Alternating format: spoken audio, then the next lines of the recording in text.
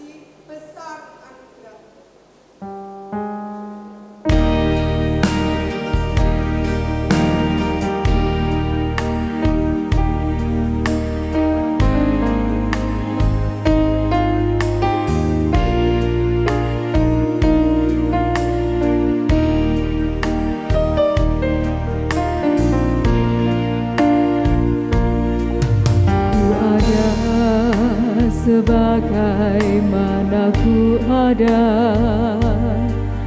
berdiri menghadap tatamu Bapa,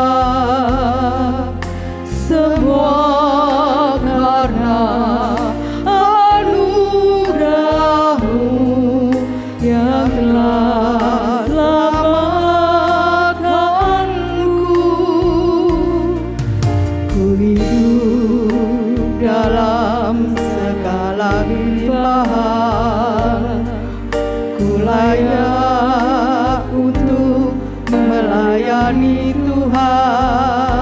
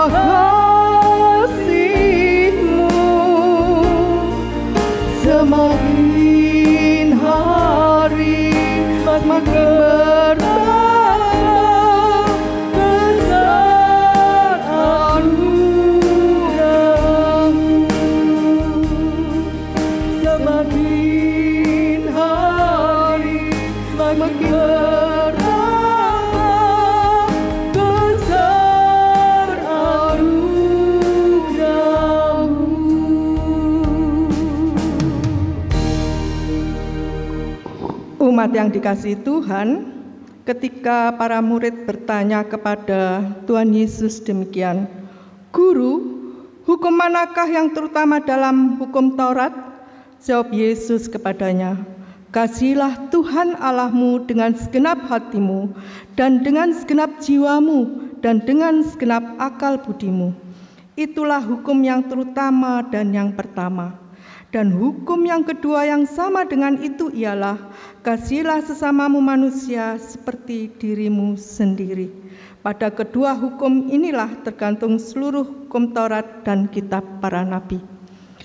Umat yang dikasihi Tuhan, kalau kita mendengar firman Tuhan dalam Matius 22 ayat 36-40 yang sering kita dengar, bukankah kehidupan kita masih jauh dari yang Tuhan kehendaki? Secara sadar ataupun tidak, seringkali kita menyakiti hati Tuhan, menyakiti hati sama kita melalui tutur kata kita, melalui tingkah laku kita yang tidak berkenan. Marilah dengan kerendahan hati, sebelum kita berdoa untuk pengakuan dosa, kita memuji seperti rusa rindu sungaimu, kemudian kita masuk dalam doa pengakuan dosa.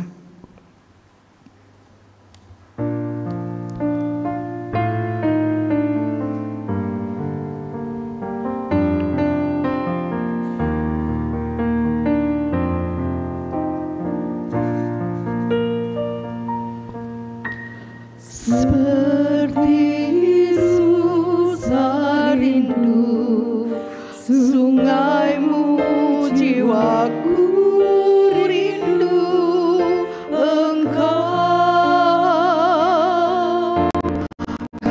Kaulah Tuhan hasrat hatiku, ku rindu menyembahmu.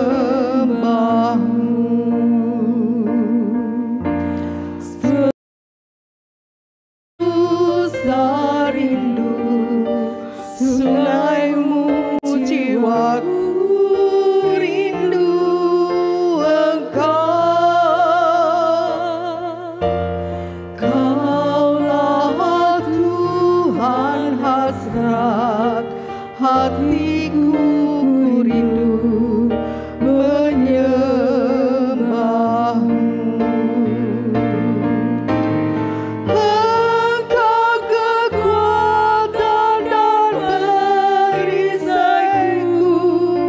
Kepadamu rohku berserah. Kaulah Tuhan hasrat hatiku, ku rindu menyembahmu.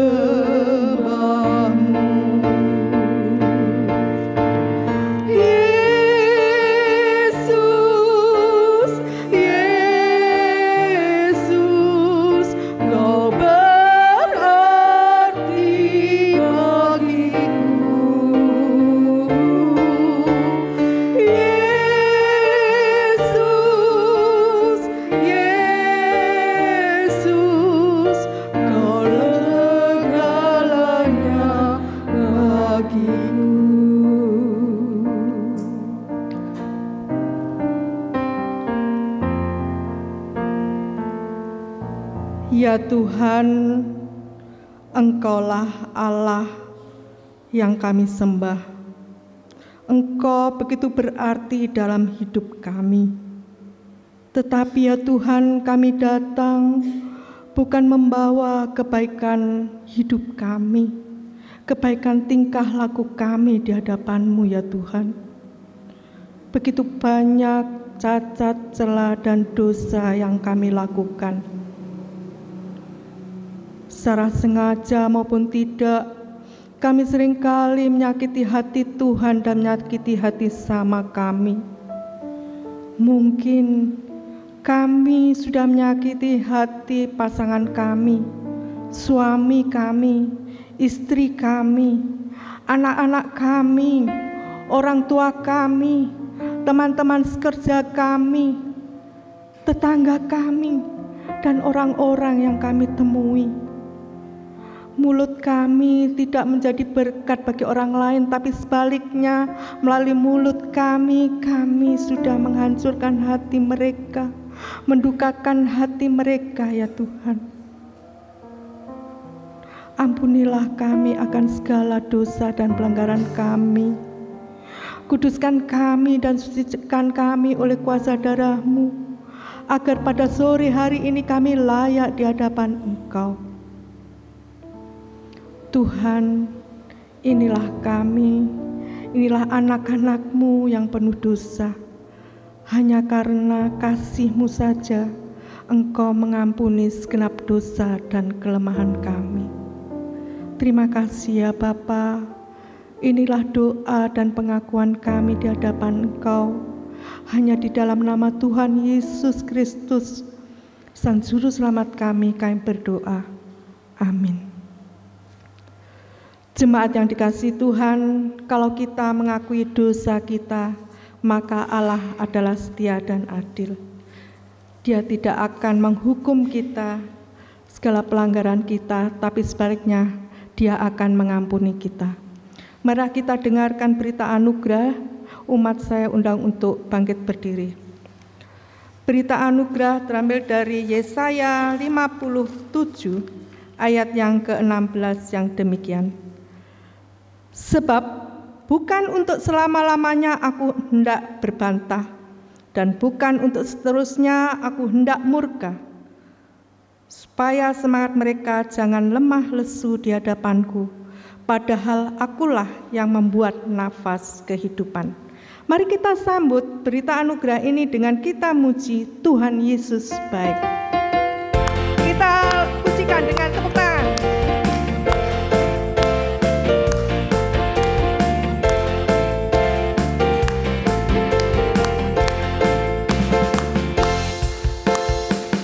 Tiada berkesudahan kasih setiamu Tuhan, selalu baru rahmat-Mu bagiku. Hari berganti hari, tetap kulihat kasih-Mu, tak pernah berakhir di hidupku. Tiada berkesudahan kasih setiamu Tuhan, selalu baru rahmat-Mu bagiku. Hari berganti hari, tetap kulihat kasih-Mu, tak pernah berakhir di hidupku. Tuhan Yesus baik, Tuhan Yesus baik, sungguh amat baik, sungguh amat baik untuk selama-lamanya. Tuhan Yesus baik, Tuhan Yesus baik, Tuhan Yesus baik, sungguh amat baik, sungguh amat baik untuk selama-lamanya. Tuhan Yesus baik.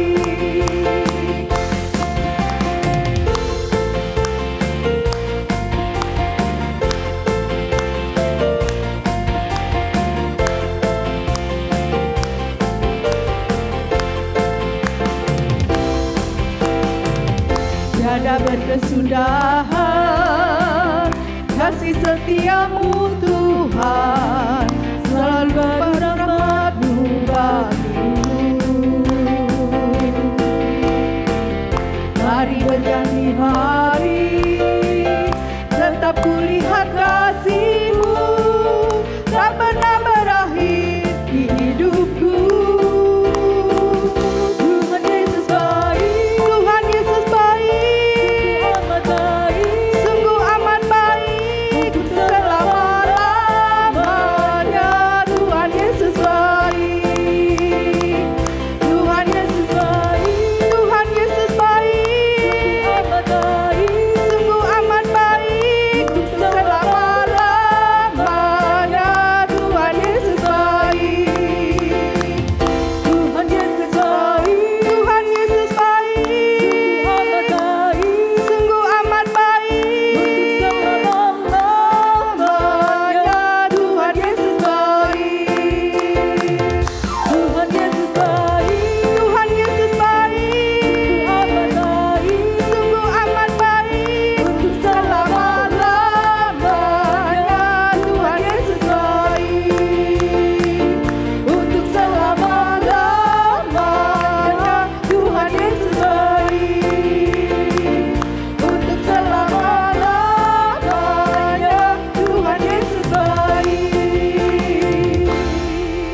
Sebelum duduk, monggo dipersilahkan untuk saling bersalaman, berjabat tangan menyampaikan Tuhan Yesus memberkati saudara. Tuhan Yesus memberkati saudara. Dipersilakan duduk. Umat yang dikasihi Tuhan, kita akan dengarkan kebenaran firman Tuhan yang akan dibacakan oleh salah satu anggota majelis. Dipersilahkan.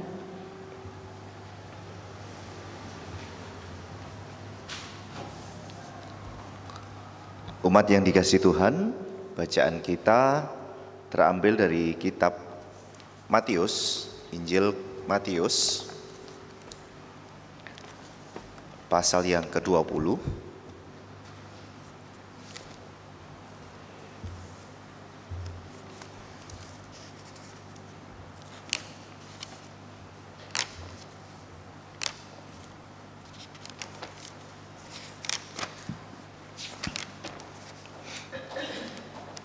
Saya akan membacakan dari ayat 1 sampai 16, tapi sebelum kita membaca firman Tuhan, terlebih dahulu kita ambil saat teduh, kita berdoa. Mari kita berdoa.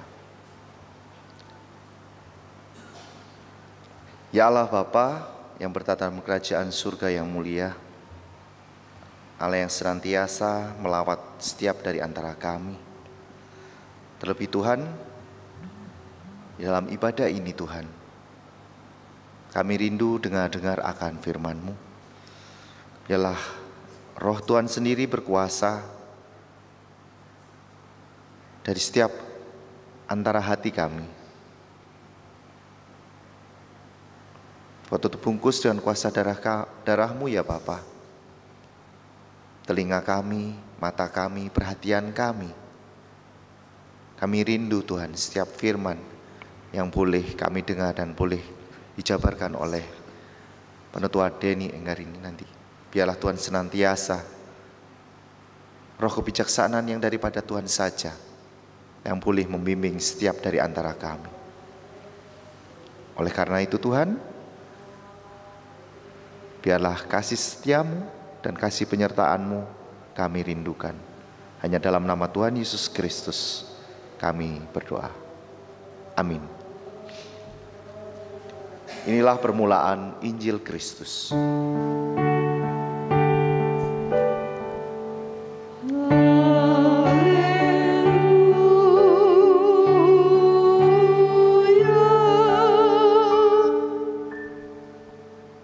Perumpamaan tentang orang-orang upahan di kebun anggur.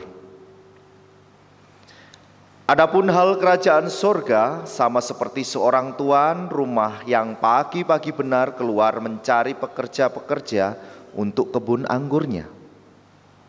Setelah ia sepakat dengan pekerja-pekerja itu mengenai upah sedinar sehari, ia menyuruh mereka ke kebun anggurnya. Kira-kira pukul 9 pagi, ia keluar pula dan dilihatnya ada lagi orang-orang lain menganggur di pasar. Katanya kepada mereka, "Pergi jugalah kamu ke kebun anggurku, dan apa yang pantas akan kuberikan kepadamu." Dan mereka pun pergi. Kira-kira pukul 12 dan pukul 3 petang, ia keluar pula dan melakukan sama seperti tadi. Kira-kira pukul 5 petang ia keluar lagi dan mendapati orang-orang lain pula. Lalu katanya kepada mereka, "Mengapa kamu menganggur saja di sini sepanjang hari?" Kata mereka kepadanya, "Karena tidak ada orang yang mengupah kami." Katanya kepada mereka, "Pergi jugalah kamu ke kebun anggurku." Ketika hari malam, tuan itu berkata kepada mandurnya, "Panggillah pekerja-pekerja itu dan bayarkan upah mereka, mulai dengan mereka yang masuk terakhir hingga mereka yang masuk terdahulu." Maka datanglah mereka yang mulai bekerja kira-kira pukul 5 dan mereka menerima masing-masing 1 dinar. Kemudian datanglah mereka yang masuk terdahulu, sangkanya akan mendapat lebih banyak. Tetapi mereka pun menerima masing-masing 1 dinar juga. Ketika mereka menerimanya, mereka bersungut-sungut kepada tuan itu, katanya, "Mereka yang masuk terakhir ini hanya bekerja 1 jam, dan engkau menyamakan mereka dengan kami yang sehari suntuk, bekerja berat, dan menanggung panas terik matahari." Tetapi tuan itu menjawab seorang dari mereka, "Saudara, aku tidak berlaku tidak adil terhadap engkau. Bukankah kita telah sepakat 1 dinar sehari? Ambillah bagianmu dan pergilah. Aku mau memberikan kepada orang yang masuk terakhir ini sama seperti kepadamu. Tidakkah aku bebas mempergunakan milikku menurut kehendak hatiku? Atau iri hatikah engkau karena aku murah hati?" Demikianlah orang yang terakhir akan menjadi yang terdahulu, dan yang terdahulu akan menjadi yang terakhir. Demikianlah firman Tuhan. Berbahagialah kita yang mau mendengarkan firman Tuhan, merenungkannya, amat terlebih melakukan dalam kehidupan sehari-hari. Amin.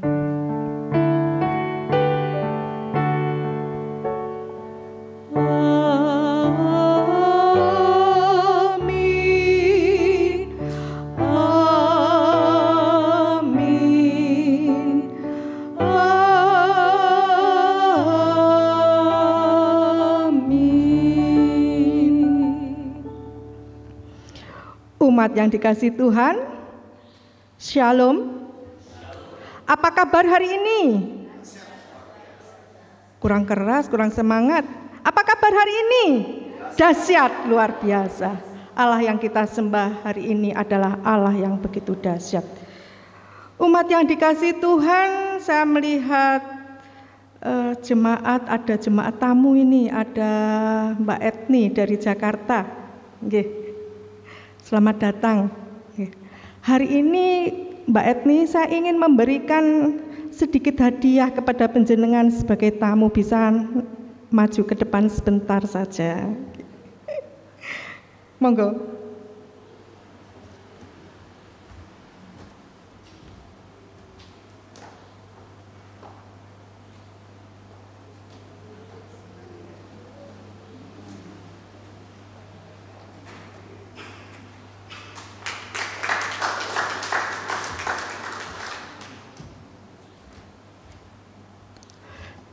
Nggih, Mbak Etni mengira enggak hari ini dapat hadiah dari saya? Enggak ya? Bagaimana rasanya dapat hadiah? Senang. Nggih. Setiap kita mungkin mempunyai pengalaman yang sama ketika kita mendapatkan hadiah yang tidak kita sangka, dan kita tidak tahu mengapa kita terpilih mendapatkan hadiah itu. Tentu akan merasakan kegembiraan, sukacita yang luar biasa.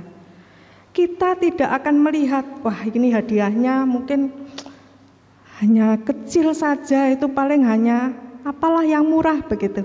Tetapi seringkali hadiah itu menyenangkan kita ketika kita mendapatkannya. Kita tidak akan memikirkan hadiah itu mahal atau murah. Nah, biasanya kalau ada acara-acara, ada door prize begitu, nggih. Wah, senang sekali ketika kita mendapatkan. Kalau nomornya tertulis di kertas, kita berharap-harap cemas. Mudah-mudahan nomor saya yang dipanggil, kita akan mendapatkan door prize. Umat yang dikasihi Tuhan, Tuhan itu juga memiliki hadiah yang terindah dalam hidup kita. Dia selalu memanggil, mengampuni, dan menyelamatkan manusia yang berdosa. Dengan begitu, Tuhan itu nyata dalam kehidupan manusia sepanjang manusia itu hidup. Tentu itu adalah satu anugerah, satu karunia yang Tuhan berikan kepada manusia untuk menyelamatkan manusia yang berdosa ini. Kasih karunia itu oleh Allah dinyatakan bukan hanya kepada sekelompok orang, tetapi kepada semua orang yang percaya kepadanya. Sebagai contoh bagaimana Tuhan juga menyelamatkan orang di Niniwe yang kita bisa baca di dalam Yunus 3 ayat yang ke-10 sampai Yunus 4 ayat yang ke-11, bagaimana Tuhan memakai Yunus untuk mengabarkan kepada orang-orang di Niniwe seperti yang tertulis dalam Yunus 3 ayat yang kedua. Tuhan mengatakan kepada Yunus demikian, "Bangunlah, pergilah ke Niniwe, kota besar itu, dan sampaikanlah kepadanya seruan yang kufirmankan kepadamu." Lalu Yunus juga akan pergi ke Niniwe. Kemudian Yunus masuk ke dalam kota, kira-kira sehari perjalanan jauhnya, dan dia berseru, 40 hari lagi maka Niniwe akan ditunggang balikkan.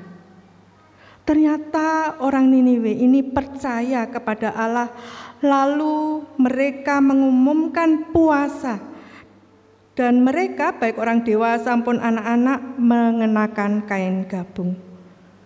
Ketika Tuhan melihat perbuatan mereka, maka mereka berbalik dari tingkah lakunya. Tuhan menyesal dengan apa atau malapetaka yang akan Tuhan lakukan kepada orang Niniwe.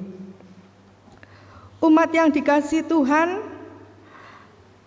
hal ini tentu menjadi sukacita sebenarnya kalau ada orang lain bertobat dan kembali kepada Tuhan. Tetapi nyatanya Yunus tidak. Ketika Yunus diminta untuk Tuhan mengabarkan itu, dia sudah sukses membawa orang-orang Niniwe untuk bertobat. Tapi sebaliknya si Yunus tidak begitu senang, karena Yunus merasa dia adalah bangsa Israel.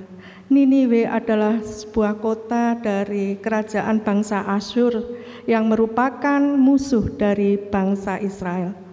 Bagaimana bangsa Asyur pernah memporak-porandakan bangsa Israel dan kerajaannya. Tentu ada hal yang mengganjal di hati Yunus, kenapa Tuhan justru menyelamatkan musuh bangsa Israel. Yunus ternyata hanya ingin bangsa Israel saja yang layak menerima keselamatan itu, sementara bangsa lain tidak. Karena itu Tuhan menyampaikan kepada Yunus, karena Yunus di sana dikatakan marah-marah. Kita baca di dalam Yunus 4 ayat pertama, tetapi hal itu sangat mengesalkan hati Yunus, lalu marahlah ia. Marah kepada siapa Yunus? Marah kepada Tuhan. Lalu Tuhan memadankan, menyamakan. Di dalam Yunus 4 ayat 10, lalu Allah berfirman, "Engkau sayang kepada pohon jarak itu, yang untuk sedikit pun engkau tidak berjerih payah, dan yang tidak engkau tumbuhkan, yang tumbuh dalam satu malam dan binasa dalam satu malam. Bagaimana tidak, aku akan sayang kepada Niniwe, kota besar itu, yang berpenduduk lebih dari 120.000 orang, yang semuanya tak tahu membedakan tangan kanan dan tangan kiri dengan ternaknya yang banyak." Itulah yang digambarkan Tuhan kepada Yunus. Mengapa kamu marah-marah sementara saya ingin juga menyelamatkan bangsa lain selain bangsa Israel? Dipadankan dengan Yunus yang mengasihi pohon jarak yang melindungi dia hanya semalam, ditumbuhkan oleh Tuhan dalam semalam dan lenyap dalam semalam. Dia menyesali itu, apalagi Tuhan begitu mengasihi bangsa-bangsa di muka bumi ini, termasuk bangsa Niniwe yang berjumlah lebih 120.000. Tentu Tuhan juga sayang kepada mereka. Tuhan juga ingin bangsa lain juga merasakan kasih karunia Allah dalam hidupnya. Seperti yang dirasakan oleh Rasul Paulus.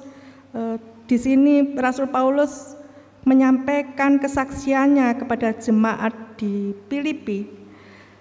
Dia menuliskan, dia sungguh merasakan kasih karunia Kristus itu nyata dalam hidupnya. Sekalipun dia harus dipenjara dan mengalami penderitaan, tetapi kasih karunia Allah senantiasa menyertai hidupnya. Paulus tidak mengkhawatirkan keselamatan dirinya, sebab baginya adalah milik Kristus. Hidup adalah Kristus, mati adalah keuntungan. Kita bisa baca dalam Filipi 1 ayat yang ke-21. Tetapi apakah Rasul Paulus tidak memiliki kekhawatiran dalam dirinya? Meskipun dia sudah yakin bahwa hidup adalah Kristus dan mati adalah keuntungan, ternyata dia juga tetap mengkhawatirkan dirinya, yaitu tentang bagaimana dia bisa hidup senantiasa memuliakan Allah. Meskipun dia harus mengalami di penjara dan dalam penderitaan. Paulus sadar selama dia masih diberi kesempatan, itu berarti dia masih diberi kesempatan untuk melayani umat Tuhan. Paulus ternyata tidak menyia-nyiakan hidupnya. Meskipun dia harus dipenjara karena Kristus, dia tetap memberitakan Injil dan menguatkan jemaat-jemaat yang dilayani melalui surat yang dia kirimkan kepada mereka. Paulus mendapatkan kekuatan yang luar biasa di dalam melayani Tuhan karena dia merasakan kasih karunia dari Tuhan sendiri. Umat yang dikasihi Tuhan, Tuhan Yesus memberikan pengajaran kepada murid-muridnya ini tentang anugerahnya, tentang kasih karunia-Nya itu dengan perumpamaan yang tadi sudah dibaca di dalam Matius 20 ayat 1 sampai ke 16. Tuhan Yesus memberikan perumpamaan kepada murid-muridnya ini tentang orang-orang upahan di kebun anggur. Perumpamaan ini sebenarnya merefleksikan anugerah Allah, kasih karunia Allah yang tidak disamakan atau tidak dapat disamakan dengan upah. Dikisahkan dalam perumpamaan ini, sang pemilik kebun anggur mencari pekerja untuk kebun anggurnya. Pagi-pagi benar, dalam terjemahan bahasa aslinya sebenarnya ini menggunakan jam orang-orang Yahudi. Orang dalam bahasa aslinya ya. Itu dimulai dari jam 6 pagi sampai jam 6 sore. Berarti pemilik kebun anggur ini sudah mencari pekerja. Siapa orang-orang yang saat itu menganggur yang akan direkrut untuk menjadi pekerja di kebun anggurnya? Ada beberapa sesi ternyata. Yang pertama adalah jam 6. Yang kedua, pemilik kebun anggur ini mencari lagi pekerjanya, yaitu sekitar jam 9. Itu kelompok yang kedua. Berarti kelompok yang pertama yang direkrut itu mesti orang-orang pilihan yang lebih baik dari kelompok yang kedua. Terus kemudian kembali si pemilik kebun anggur tadi merekrut ketiga kalinya jam 12. Tentu secara kualitas berbeda dengan kelompok yang pertama dan yang kedua. Yang keempat, ada kelompok yang direkrut yaitu jam 3 sore. Mungkin kita berpikir sudah cukuplah itu pekerjanya untuk bisa mengerjakan kebun anggur. Ternyata pemilik kebun anggur ini merasa masih kurang cukup untuk bisa menyelesaikan pekerjaan di kebun anggurnya. Maka dia merekrut yang kelima, yaitu pukul 5 sore. Jika kita bandingkan dengan yang terdahulu. Tentu orang-orang yang direkrut yang terakhir ini orang-orang yang pengangguran yang mungkin sudah tidak punya pekerjaan, kemudian diberi pekerjaan oleh si pemilik kebun anggur. Itu merupakan suatu anugerah, suatu hadiah yang luar biasa. Meskipun kalau dihitung dia waktunya untuk bekerja hanya 1 jam untuk sampai ke pukul 6. Pemilik kebun anggur ini memiliki aturan di dalam mengupah orang-orang yang direkrut menjadi pekerja di kebun anggurnya.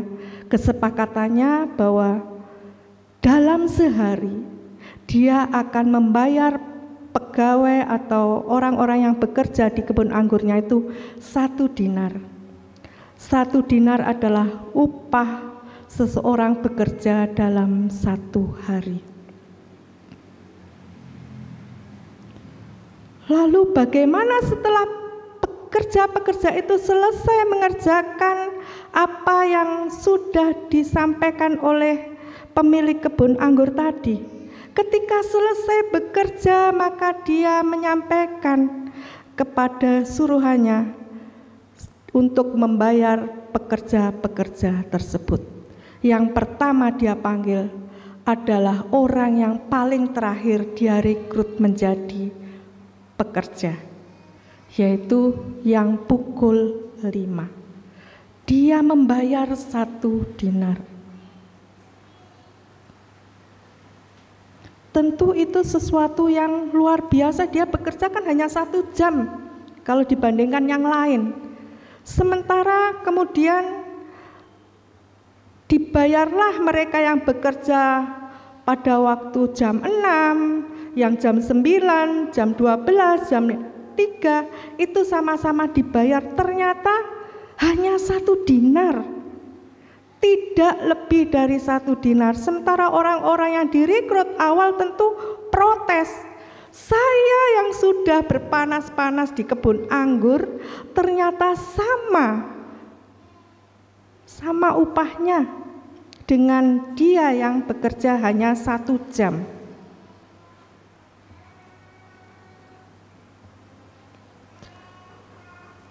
Umat yang dikasihi Tuhan, tentu ini adalah sesuatu yang di luar pemikiran kita.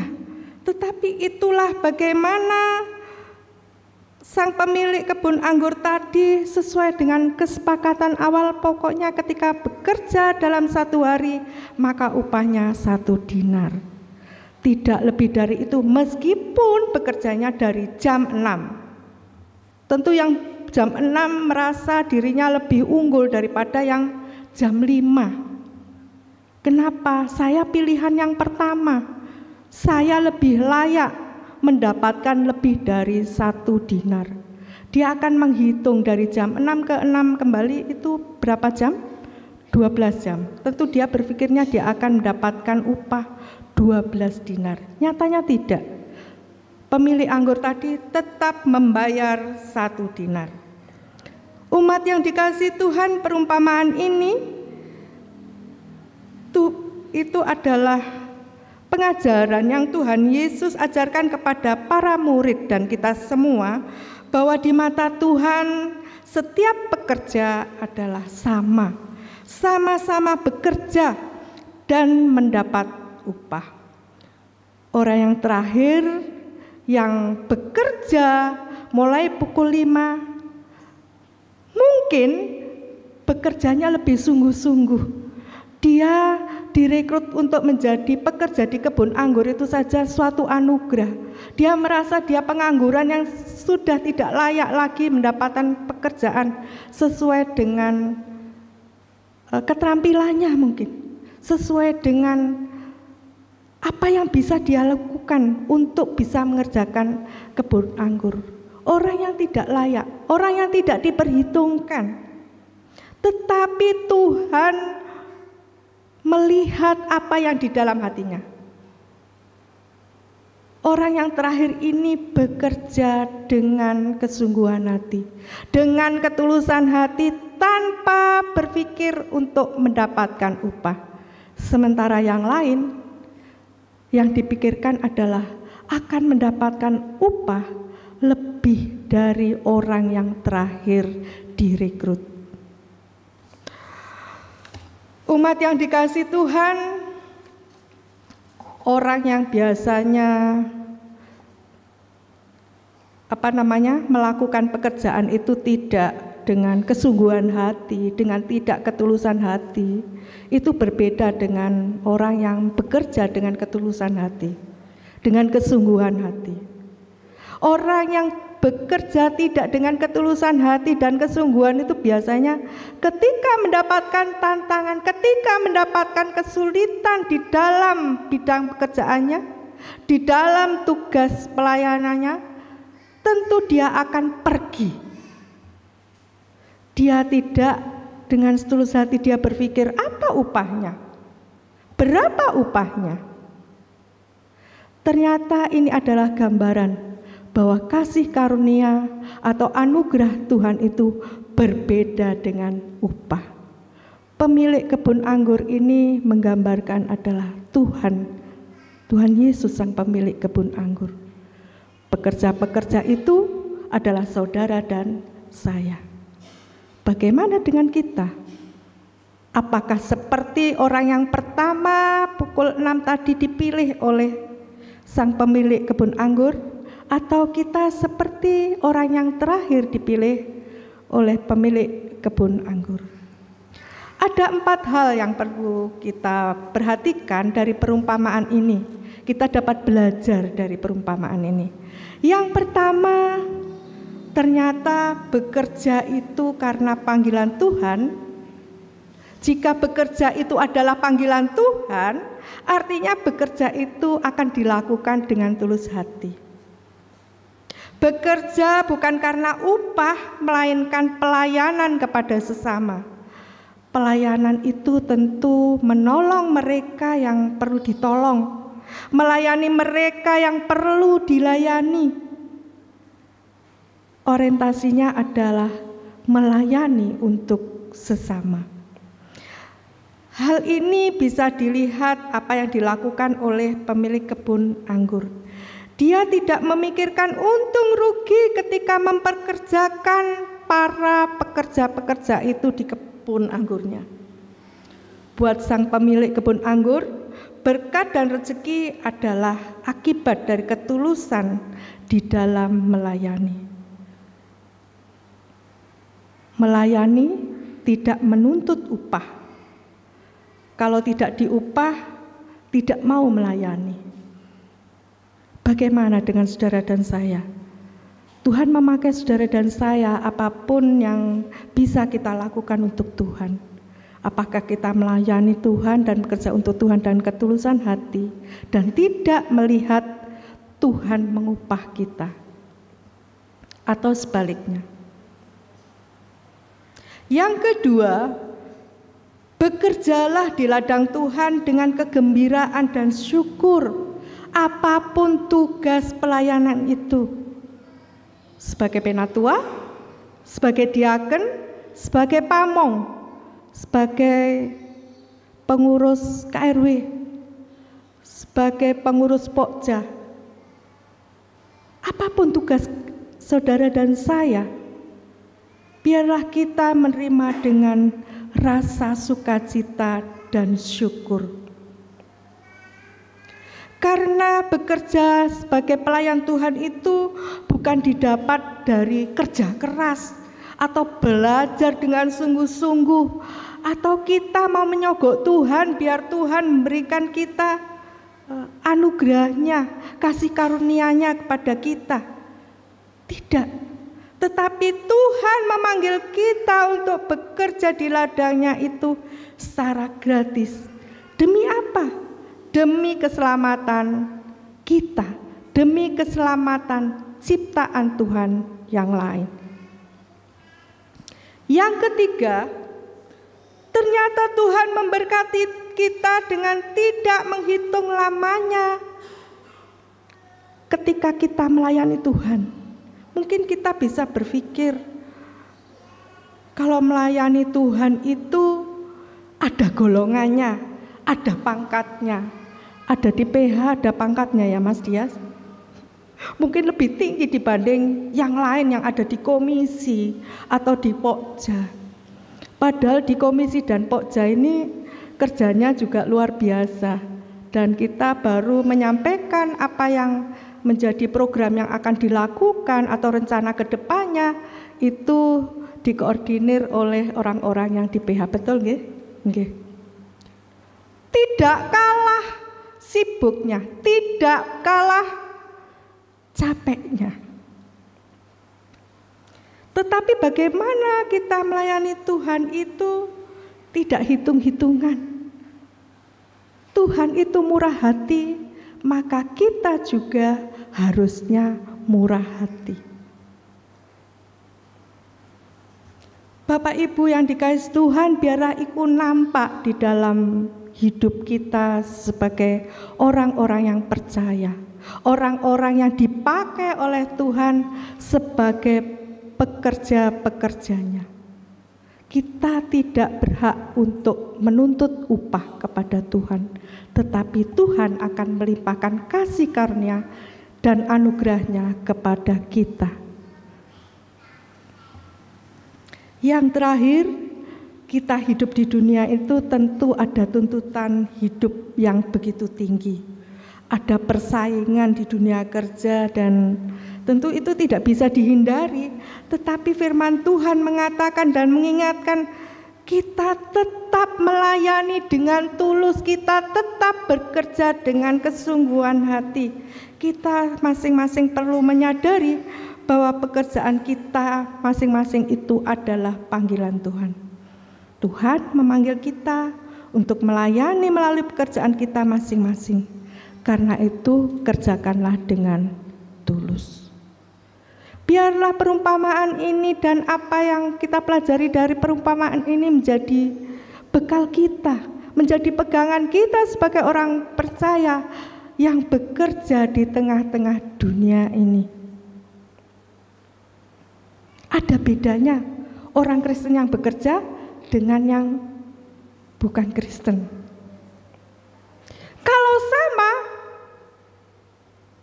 sama buruknya maksud saya, sama tidak tulus hati di dalam bekerja, sama tidak tulus hati di dalam melayani Tuhan, itu artinya kita belum menjalankan firman Tuhan seturut kehendak Tuhan. Kalau firman itu ada di dalam hati kita, Tuhan ada di dalam kehidupan kita, maka itu akan nampak di dalam kita, bekerja di dalam kita, berbicara di dalam kita, melaksanakan apapun yang menjadi tugas dan tanggung jawab kita. Mas Wahyu menyampaikan ketika dia harus bekerja, terkadang harus berjumpa dengan orang-orang yang tidak menyenangkan. Betul ya Mas? Mas Andri juga demikian. Mungkin kita berpikir, mereka bekerja di bank gajinya besar, tetapi tantangannya juga banyak. Dia harus menghadapi orang-orang yang tidak menyenangkan. Tetapi bagaimana mereka berdua dapat melayani, dapat mengerjakan pekerjaan itu dengan baik, dia melakukan dengan ketulusan hatinya dan dengan sungguh-sungguh. Dan lewat pekerjaannya, nama Tuhan dipermuliakan. Lewat pekerjaannya, orang lain boleh melihat Tuhan Yesus yang ada di dalam dirinya. Lalu bagaimana dengan saudara dan saya? Apakah kita sebagai pekerja memang sudah melakukan seperti yang Tuhan inginkan dalam hidup kita? Bekerja juga melayani Tuhan. Kalau di dalam pekerjaan kita hanya memikirkan upah, tentu tidak ada pemikiran untuk melayani masyarakat. Kalau seorang guru, dia tidak akan bekerja untuk melayani siswanya. Merdeka Belajar mengajarkan bahwa guru berpihak kepada siswa. Bagaimana guru bisa mengajar kepada siswa dengan segala perbedaan, dengan segala cara setiap siswa itu belajar. Apapun yang dilakukan ketika guru tidak memiliki untuk melayani siswa, maka mengajar hanya sekedar mentransfer ilmu. Demikian juga mungkin tugas kita adalah sebagai seorang perawat, sebagai seorang dokter. Kalau kita memiliki ketulusan hati melayani, maka kita tidak berpikir, wah pasti nanti saya bisa mengambil uang mereka, harus membayar ke saya lebih besar dari orang lain. Karena apa yang saya lakukan lebih besar, dan itu adalah yang harus saya lakukan. Saya harus memiliki upaya lebih besar. Tetapi ketika seorang dokter, seorang perawat itu berpikir itu ada pelayanan untuk pasien yang terbaik, maka dia akan berpikir, saya harus melakukan dengan baik agar si pasien ini sehat, agar si pasien ini tertolong, agar si pasien ini terselamatkan dari kematian. Umat yang dikasihi Tuhan, hidup ini adalah kesempatan. Hidup ini adalah kesempatan. Hidup ini untuk melayani Tuhan. Tuhan memanggil saudara dan saya seperti pekerja-pekerja kebun anggur tadi. Diberi kesempatan untuk melayani Tuhan. Itu adalah satu anugerah, satu kasih karunia yang Tuhan berikan kepada saudara dan saya. Minggu ini adalah minggu terakhir dalam rangkaian kegiatan bulan Kitab Suci. Tentu dalam sebulan ini ada Gemaya, gerakan membaca Alkitab. Yang dibaca adalah Injil Matius, Markus, Lukas, dan Yahya. Sudahkah saudara dan saya sudah membaca? Apa hanya sekedar membaca? Tetapi biarlah kita juga merenungkan dan melakukan firman Tuhan itu dalam kehidupan sehari-hari. Sebab Injil itu adalah kasih karunia Allah, anugerah Allah yang memampukan orang Kristen untuk hidup bagi Allah. Injil adalah anugerah Allah yang memuliakan Kristus, dan bagaimana kita dapat berbuat baik seturut kehendak Allah. Lalu tugas kita apa? Tugas kita adalah mewartakan kebenaran firman Tuhan itu dalam sikap dan tingkah laku kita sehari-hari. Seperti seorang yang mendapatkan hadiah yang tidak disangka-sangka. Tentu kita akan senang, kita akan gembira. Kita tidak melihat berapa harga hadiah itu, tapi kita sukacita. Kita tidak melihat atau mengharapkan Tuhan akan memberikan kasih karunia sebesar apa, anugerah terbesar seperti apa. Tetapi percayalah, sebenarnya anugerah terbesar dalam hidup saudara dan saya adalah keselamatan di dalam Tuhan Yesus.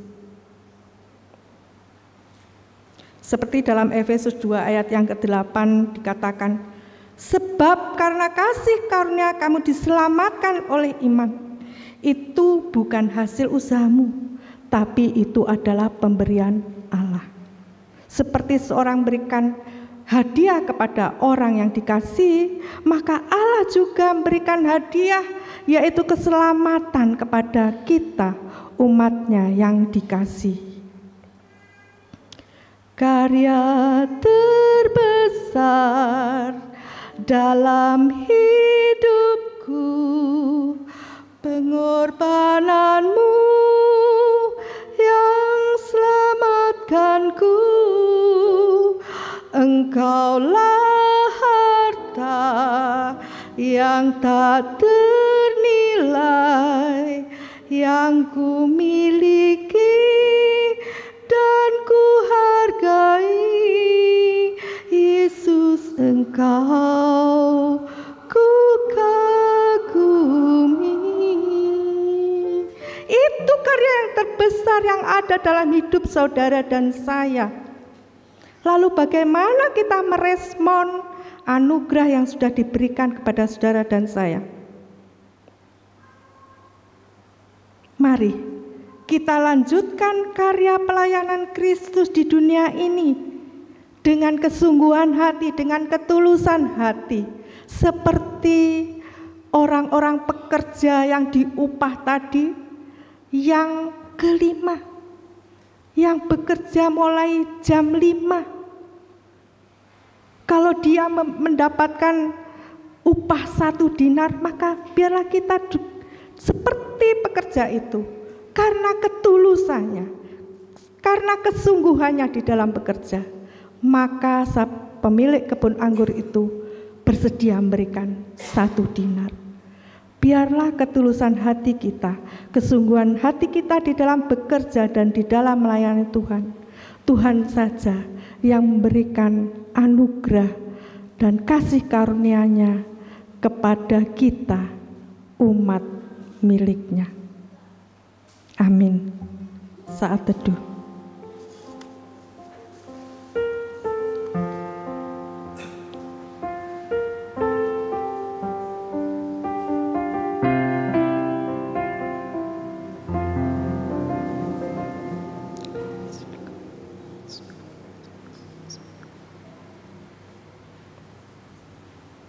Mari kita tanggapi firman Tuhan dan renungan kita pada malam hari ini dengan kita memuji semua karena anugerah-Mu.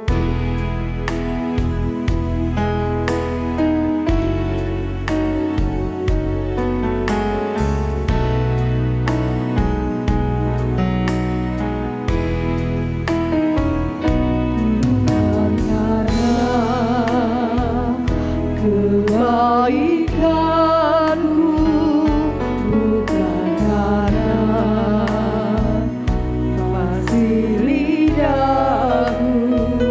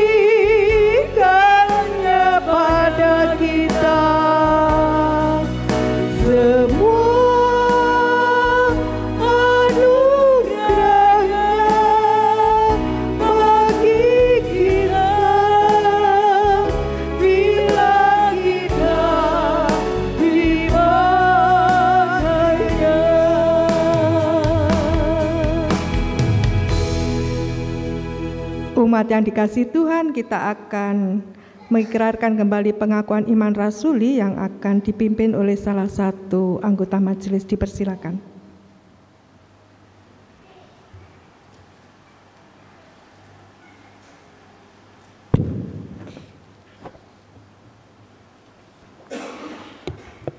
Bapak Ibu umat yang berbahagia, dipersilakan untuk berdiri.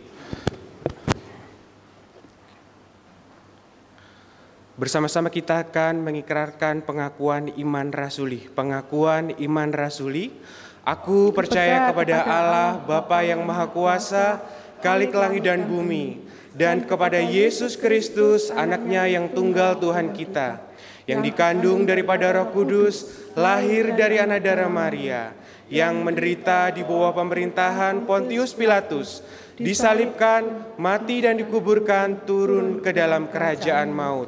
Pada hari yang ketiga, bangkit pula dari antara orang mati, naik ke sorga, duduk di sebelah kanan Allah Bapa yang Maha Kuasa, dan akan datang dari sana untuk menghakimi orang yang hidup dan yang mati.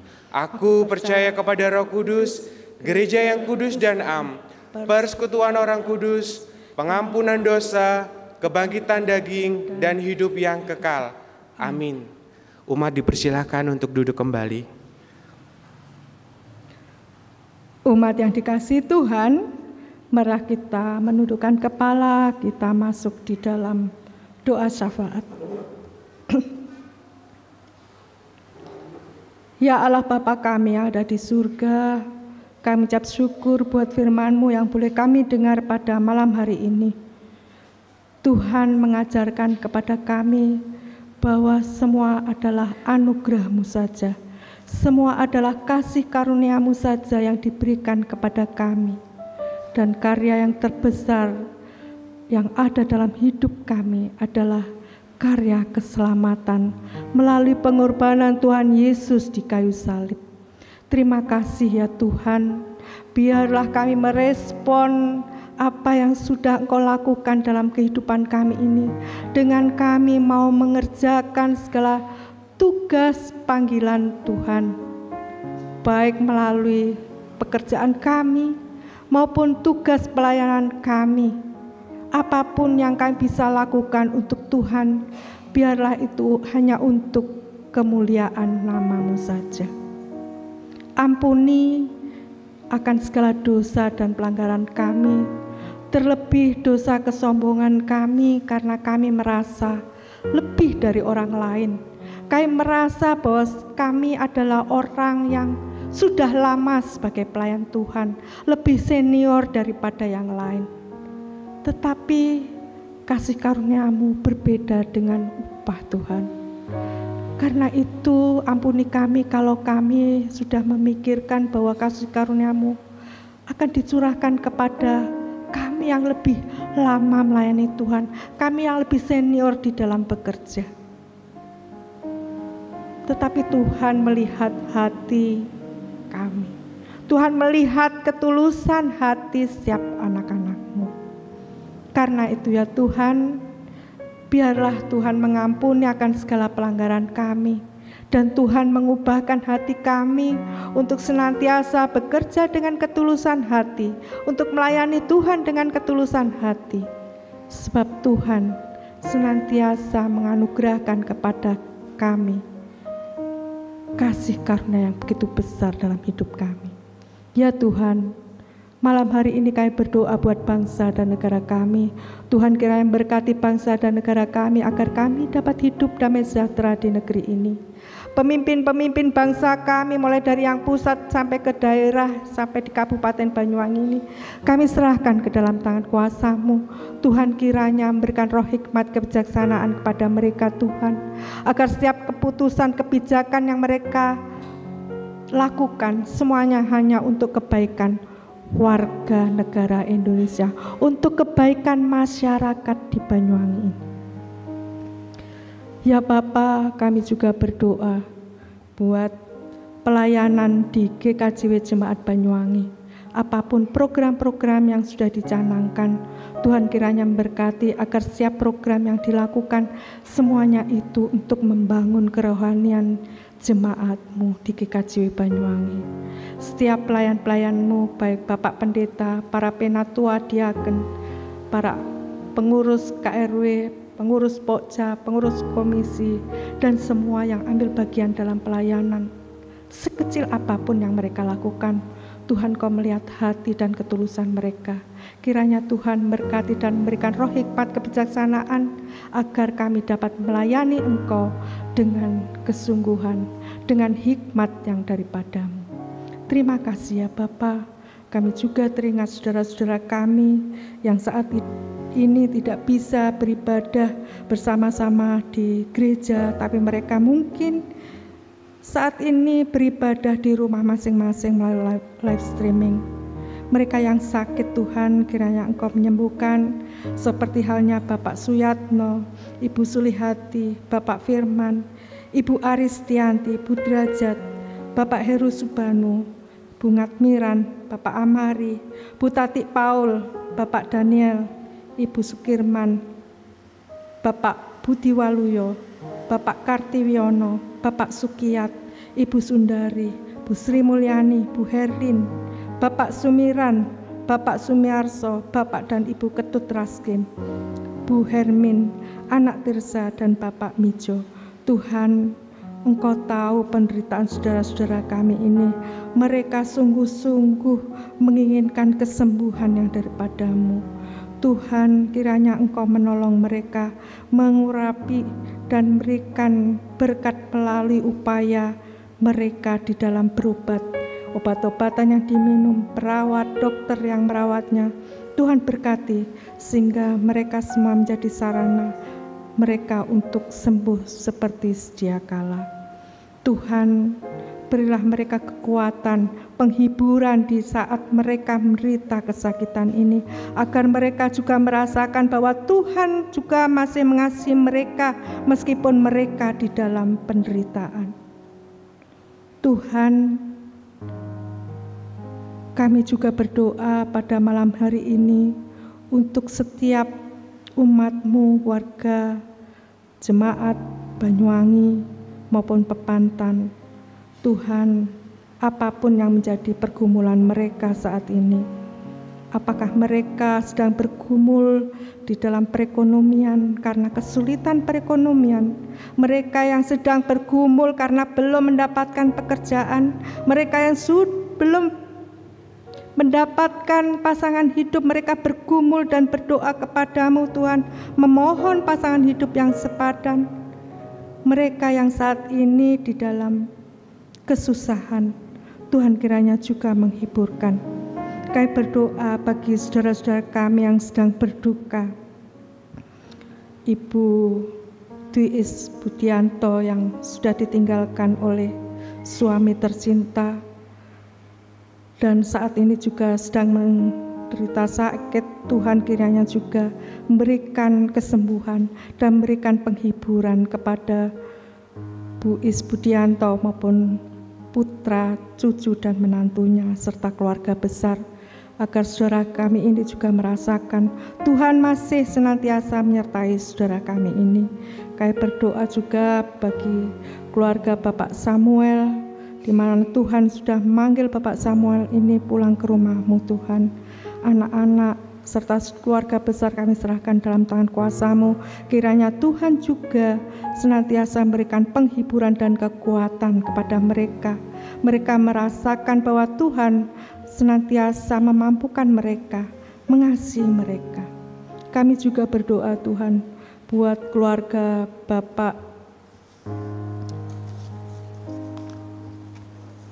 Bapak Suwadi yang sudah ditinggalkan oleh ibu. Tuhan, kiranya Tuhan juga memberikan penghiburan kepada Bapak Suwadi serta putra-putri, menantu dan cucu serta keluarga besarnya, agar keluarga ini juga mendapatkan pertolongan daripada-Mu. Mereka juga merasakan kekuatan yang baru daripada-Mu. Mereka merasakan penghiburan senantiasa yang daripada-Mu.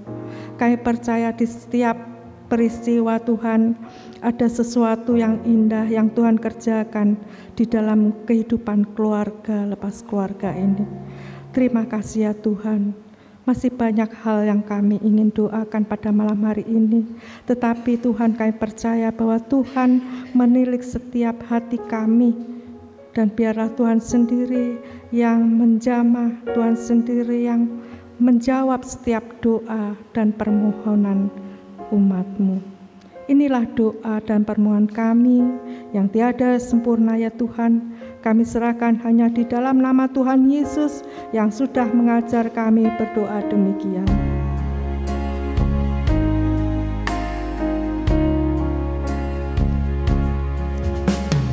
Bapa kami yang di surga, dikuduskanlah nama-Mu. Datanglah kerajaan-Mu, jadilah kehendak-Mu di bumi seperti yang di surga. Berikan kami hari ini makanan yang secukupnya. Ampuni kesalahan kami, seperti kami ampuni orang yang bersalah pada kami. Jangan bawa kami ke dalam pencobaan, tapi lepaskan kami dari yang jahat. Karena Engkau punya kerajaan dan kuasa, kemuliaan selamanya.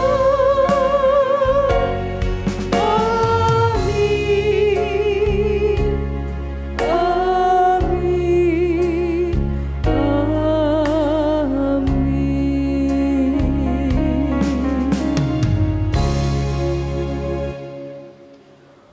Umat yang dikasihi Tuhan, kita diberi kesempatan untuk mempersembahkan bagi Tuhan yang akan dipandu oleh salah satu anggota majelis. Dipersilakan.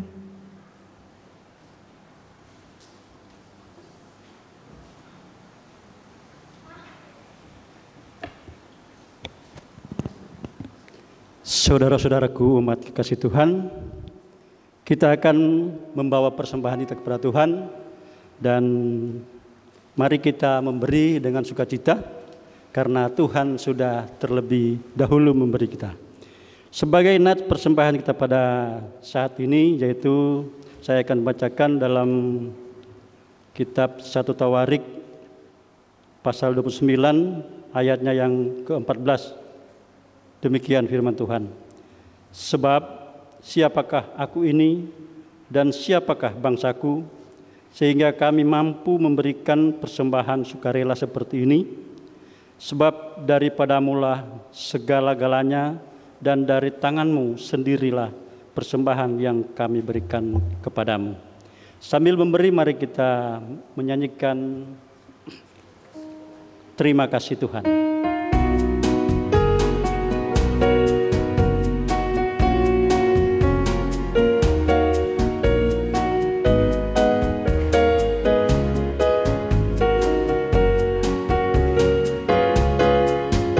Terima kasih Tuhan untuk kasih setiamu yang ku alami dalam hidupku. Terima kasih Yesus untuk kebaikanmu sepanjang hidupku. Terima kasih Tuhan untuk kasih setiamu yang ku alami alami dalam hidupku. Terima kasih Yesus untuk kebaikan-Mu sepanjang hidupku. Terima kasih Yesusku buat anugerah yang Kau beri. Sebab hari ini Tuhan adakan syukur bagimu. Terima kasih Yesusku buat anugerah yang Kau beri. Sebab hari ini Tuhan adakan syukur bagimu.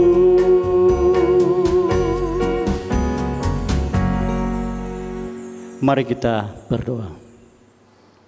Terima kasih ya Tuhan, karena pada kesempatan sore hari ini Engkau sudah bersama-sama dengan kami dalam suatu persekutuan di mana di dalamnya kami sudah mendengarkan sebagian dari firman-Mu.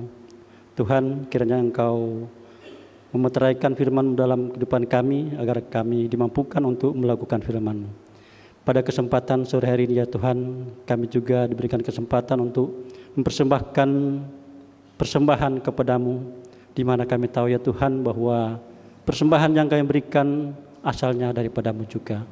Kiranya Engkau memberkati persembahan-persembahan yang sudah kami berikan, baik yang kami kumpulkan pada saat ini maupun saudara-saudara kami yang dalam bentuk transfer.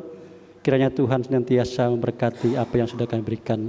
Terima kasih Tuhan, kepadamu kami berserah dan memohon dalam nama Tuhan Yesus Kristus kami berdoa. Haleluya.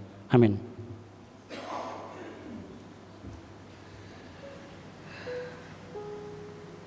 Umat yang dikasihi Tuhan, saya undang untuk berdiri. Pulanglah ke rumah kalian masing-masing. Biarlah saudara pulang dengan damai sejahtera dari Tuhan Yesus. Bekerjalah dengan sungguh-sungguh. Percayalah, Tuhan Yesus senantiasa menolongmu dan menyertaimu senantiasa. Kita pujikan Yesus kekasih jiwaku dan ada satu sobatku. Kita pujikan dengan tepuk tangan sebagai ungkapan sukacita kita.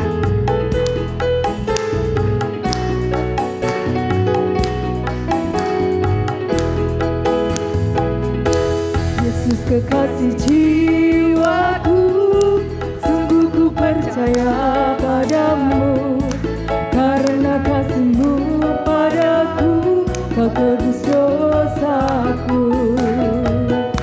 Dari terbitnya matahari dan sampai terbenamnya, ku angkat lagu pujian, tinggikan nama-Mu. Dengan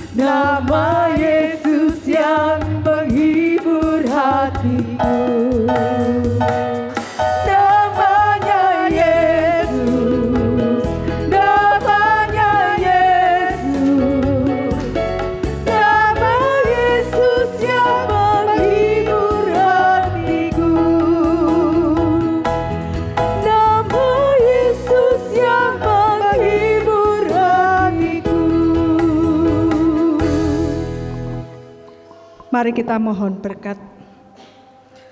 Tuhan berkati engkau dan melindungi engkau. Tuhan menyinari engkau dengan wajah-Nya dan beri engkau kasih karunia. Tuhan menghadapkan wajah-Nya kepadamu dan memberi engkau damai sejahtera.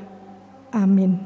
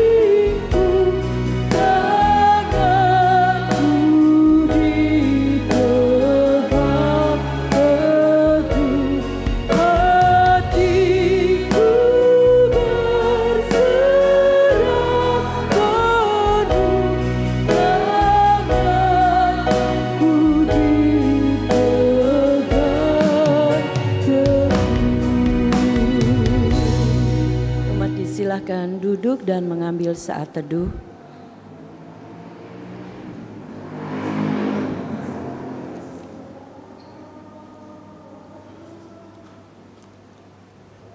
Segenap majelis jemaat mengucapkan terima kasih kepada Penatua Denny Enggarini yang sudah melayani firman Tuhan pada malam hari ini. Kami juga mengucapkan terima kasih kepada KRW Petrus yang sudah mempersembahkan bunga mimbar, dan juga kepada organis dan pemandu pujian, operator LCD, juga tim multimedia Blue Fire, dan kepada Bapak Ibu warga jemaat dan juga warga tamu kami ucapkan selamat hari Minggu. Tuhan Yesus memberkati dan sugeng kondur. Tuhan Yesus memberkati.